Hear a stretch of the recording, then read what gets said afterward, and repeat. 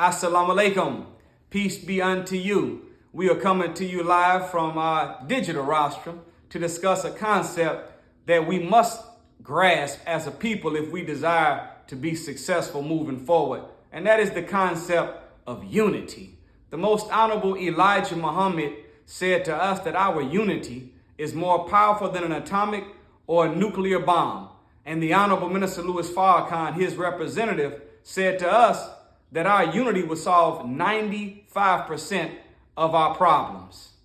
Do you know that before we were kidnapped and westernized and Caucasianized, this I got to get mine, you got to get yours, every man for it. This is a new Eurocentric concept on our planet.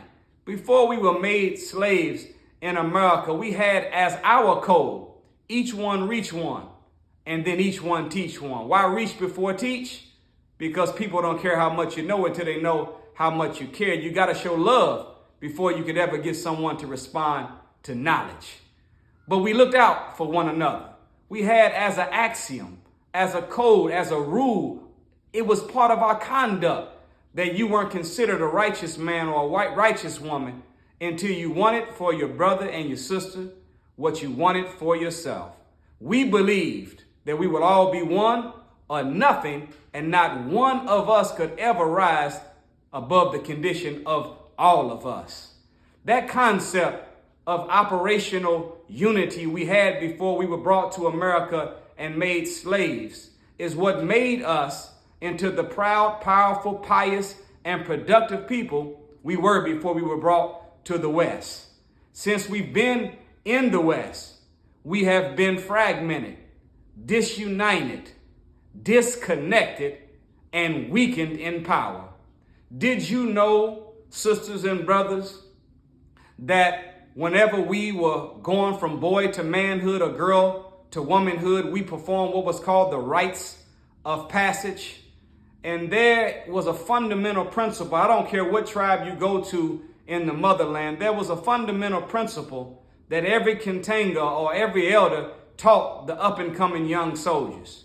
They would give each one of them a twig that represented themselves and ask them to break them. Naturally, each of the students moving into manhood or womanhood would easily break the twig. But if it was 30 in the class, then the Kantanga would put 30 twigs together and hand the bundle of 30 to each one in the class and ask them to break them. Each one would try to break the 30 and none would be able to do it. What was the lesson our elders were trying to tell us? That when we are alone, we are easily destroyed and broken from an outside force. But when we remain together in unity, there is no exterior force powerful enough to break us. We see it in nature. The Belgian horse by itself pulls 8,000 pounds, but when united with another Belgian horse, they pull 25,000 pounds, showing that the synergism of them being united doesn't just add power to power, but they multiply each other's strength. We see it in nature with the geese. You look in the sky and you see the geese flying in a V formation, but a goose or a gander flying by itself can only go 12 miles per hour. But when it's arranged in ranks, in unity with its fellow other geese and gander, those geese now can fly at 65 miles per hour and go 71% farther than they ever could fly on their own. What's the lesson for us? If we want to go faster, if we want to go farther as a people, then we must come together and be united. I submit to you, sisters and brothers, that we don't have to see eye to eye on everything to work arm in arm on most things.